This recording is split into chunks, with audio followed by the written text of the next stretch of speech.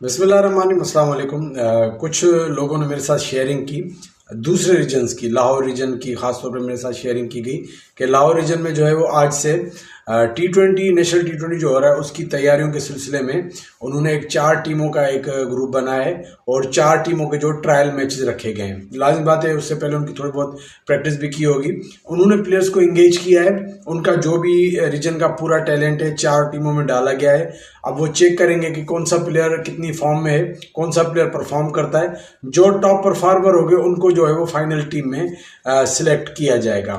देखें, इससे पहले भी जब अंडर 15, अंडर 17, अंडर 13 इस तरह के जो इवेंट्स हुए थे उनके लिए भी उन्होंने कैंप लगाए थे, उन्होंने तैयारियां की थी और उन्होंने जो ट्रायल मैचेस करवा के फिर जो टीम सेलेक्ट की थी। ये बात शेयर करने का मकसद क्या है? देखें, अगर अभी आप उठा लें कोई भी टूर्नामेंट का रिजल्ट उठा लें, पीछे माजी में जो भी अभी 17 हुए, 15 हुए हैं, सीनियर हुए हैं, कहीं भी उठा लें, तो हमारे जो 2 रीजन है लाड़काना और हैदराबाद रीजन दोनों बॉटम में है। अगर लाड़काना रीजन की बात की जाए तो कोई भी इवेंट लाड़काना रीजन ने खेला है, चाहे वो सीनियर का हो, चाहे 17 का हो, 15 का हो, 30 कोई भी खेला हो, वो लाड़काना सबसे आखिरी नंबर पे होता है अपने पूल में। हैदराबाद की बात की जाए तो कदरन कभी बेहतर कभी ऊपर नीचे, लेकिन इन दोनों टीमों की जो पोजीशन है वो बहुत मायूस कुन है। हम बात करते हैं कि यार हमारे प्लेयर ऊपर लेवल पे नहीं खेलते, कुछ प्लेयर्स को छोड़ के जो इंडिविजुअली मेहनत करके अपने बलबूते पे अपने दम पे मेहनत करके ऊपर अपना नाम कर रहे हैं। जैसे हमारे जो प्लेयर टेशल खेले, नुमान अली है, शर्जील है, हसनैन है, या शाहनवाज डहानी है, जाहिद महमूद है, अभी मुश्ताक करोड़ो है, सुलेमान साद खान। लेकिन एक इज्तिमाई तौर पे देखा जाए कि इज्तिमाई तौर पे इन प्लेयर्स को क्या फैसिलिटेट किया जा रहा है, क्या उनकी तैयारी करवाई जा रही है। देखिए, अभी हमारे रीजन्स की जो पोजीशन है वो बहुत मायूस कुन है। अब उनका अभी नेशनल T20 होने वाला है। मैंने आपको बताया कि जो लाहौर रीजन है वो तैयारी कर रहा है, उन्होंने 4 टीमें बना के उनके मैचेस करवा रहे हैं। हमारे रीजन क्या कर रहे हैं? हमारे रीजन्स का कुछ पता नहीं है। प्लेयर्स जो है टेप बॉल खेल रहे हैं, कोई टेप बॉल खेल रहे हैं। मोस्टली प्लेयर जो है, अभी आपको पता है रमजान है, हर जगह टेप बॉल क्रिकेट हो रही है, तो प्लेयर जो हमारे टेप बॉल खेल रहे हैं। अब सडनली अब टीम का ऐलान कैसे होता है?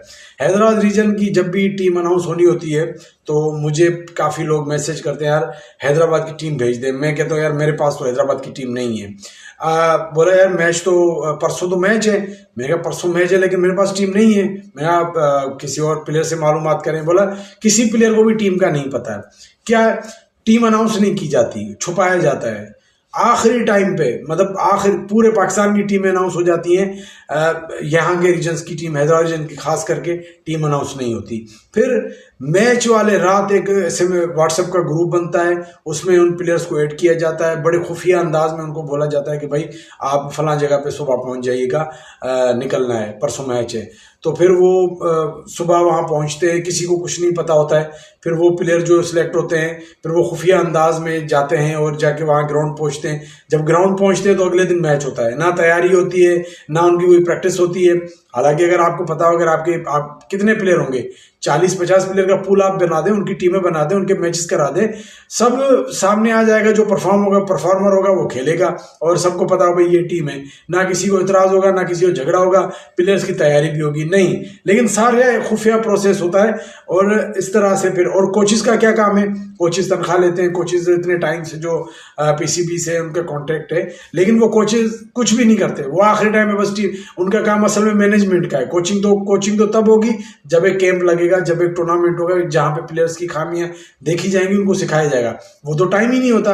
आखिरी टाइम पे टीम अनाउंस होती है, वो मैनेजमेंट का काम होता है। वो कोच जो है दरअसल मैनेजर होता है, वो मैनेजमेंट करता है जाके वहां पे, फिर भाई ये आ जाओ बहरहाल। तो इस तरह से टीमें बनती हैं। तो ये चीज शेयर करने का मकसद है कि हम जो बार बोलते हैं कि हमारे प्लेयर्स को मौके नहीं मिलते, हमारे प्लेयर्स को, तो भाई इसकी वजूहत ये भी है कि हमारी प्रोडक्शन कम है।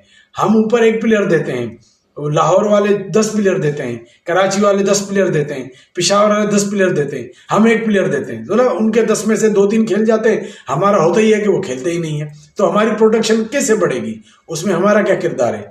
यहाँ पे रीजनल जो है और उस डिस्ट्रिक्ट जो है वो मिलके उनको एक लायमल बनाना चाहिए। भाई किस तरह से हमें एक कैंप इस तरह के, बल्कि ये डिस्ट्रिक्ट लेवल पे भी होना चाहिए। जब डिस्ट्रिक्ट की टीम सेलेक्ट हो रही है, जब भी आप 3-4 टीमें बनाएं, अपने तौर से बनाएं। भले PCB आपको फैसिलिटेट नहीं कर रहा, आप कुछ भी करके प्लेयर्स की भलाई के लिए, क्योंकि हमें इसकी अशद जरूरत है। हमारे रीजन्स की पोजीशन बहुत डाउन है, हमें प्लेयर्स को इम्प्रूव करवाना है।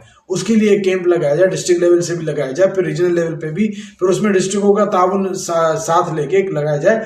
प्लेयर्स भी इससे इम्प्रूव करेंगे और मेरिट भी होगी। और छुप छुपा के टीमें मतलब के सिलेक्ट करना, छुप छुपा के टीमें बनाना, फिर उनको बताना नहीं आखिरी टाइम पे, फिर व्हाट्सएप ग्रुप फिर ऐसे होता है कि टीम बना लेते हैं, फिर इनको पता होता है कि हमें सारे लोगों को राजी करना है, फिर 2 प्लेयरों को ग्रुप से रिमूव कर देते हैं, फिर नए 2 को ऐड कर देते हैं।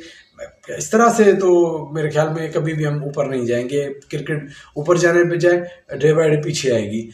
चले जी, मैं उम्मीद करता हूं कि जिस तरह से लाहौर रीजन ने किया है कि उन्होंने अपने 4 टीमें बना के मैचेस रखवाए हैं, तो हमारे रीजन्स भी इस तरह करेंगे। और ताकि जो प्लेयर हमारे भी टेप बॉल खेल रहे हैं, अभी देखिए टेप बॉल खेलेंगे और इन टाइम उनका नाम टीम में आ जाएगा, वहां जाएंगे, वहां पे उनको समझ ही नहीं आएगा करना क्या है। फिर हमारी पोजीशन ये होती है कि हमारी सबसे आखिरी पोजीशन होती है, सबसे लास्ट में। चलें जी, इस हवाले से आप इत्तेफाक करते हैं, इनकार करते हैं, अपना रिव्यू जरूर दीजिएगा, अपना बहुत ख्याल रखिएगा। अल्लाह हाफिज।